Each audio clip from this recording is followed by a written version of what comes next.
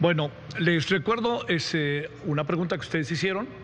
Esta pregunta, bueno, hicieron muchas preguntas, seleccionamos una de cada uno de ustedes, y el tema es de democracia, pluralismo y división de poderes. Entonces, la primera pregunta corresponde, que es estuvo difícil la selección, pueden imaginar, pero la primera pregunta es la de Jorge Maínez, y la primera en responder sería Xochitl Gálvez, hasta un minuto. ¿Qué tema es? ¿Mande? Ahí va la pregunta. ¿Sobre qué tema es? Ahí te va. Ah, Sí, es el tema, es democracia, pluralismo y división de poderes. es cualquiera. Estamos, sí, pero es la pregunta que se hizo, que tienen que contestar, referirse a ella. ¿Cuál debe ser el papel que juegue el Poder Judicial en una democracia? ¿Impulsaría una reforma en esta participación? Hasta un minuto, Xochitl. Bueno, por supuesto que sí impulsaría una reforma. Me parece que lo que hemos visto los últimos días con el caso del exministro Saldívar, donde como presidente de la Corte estaba al servicio del actual presidente de la República, me parece inaceptable. Me parece inaceptable que la señora lo tenga en ese equipo, por cierto, pero eso no puede volver a pasar. No puede volver a llegar otra ministra a la Corte que no tenga los conocimientos. Hoy la democracia está en riesgo. Morena y sus aliados se quieren apropiar del INE, quieren controlar al árbitro electoral y quieren controlar a la Corte, y eso no se los vamos a permitir.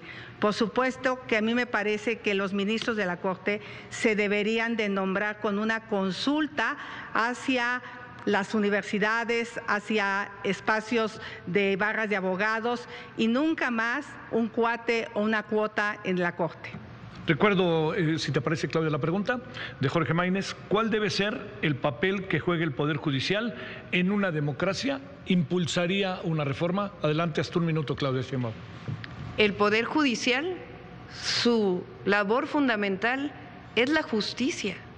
El problema es que ahora muchos ministros de la Suprema Corte de Justicia de la Nación se han extralimitado en sus funciones. Incluso han echado para atrás leyes que apoyan al pueblo de México y a la nación que han aprobado la Cámara de Diputados y la Cámara de Senadores. Y bueno, vamos a tener que decirlo, perdón, pero la presidenta de la Suprema Corte de Justicia de la Nación, amagando a los magistrados del Tribunal Electoral para reunirse en lo oscurito con Alito, eso no es división de poderes. Lo que nosotros queremos es una Suprema Corte de Justicia de la Nación, un poder judicial que responda a la nación y que responda a los intereses del pueblo de México y que haga su función y no se dedique a las politiquerías. Jorge, regresamos contigo, que fuiste el que hizo la pregunta. Adelante. Sí, yo creo que sí tiene que haber una reforma del Poder Judicial, pero no una que vulnere su autonomía, ni una que centralice más el poder.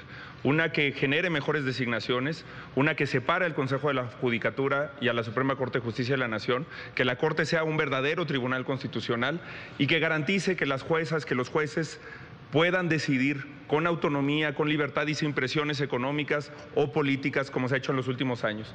Porque, por cierto, Saldívar fue designado ministro por Calderón, y la ley Saldívar, que extendía ilegalmente el mandato del presidente de la Corte, fue votada a favor por el PRI y por el PAN. Lo mismo que en el Tribunal Electoral del Poder Judicial de la Federación, al que el PRI y el PAN intentaron quitarle facultades cuando se discutía la reforma electoral, o que el PRI y el PAN estuvieron a favor de designar a consejeras y consejeros del INE por tómbola, o tener un comité de selección con integrantes de Morena. Hay que tener congruencia, hay que hacer una reforma al Poder Judicial para hacer más accesible la justicia y para que no solamente tenga justicia en México quien tiene dinero.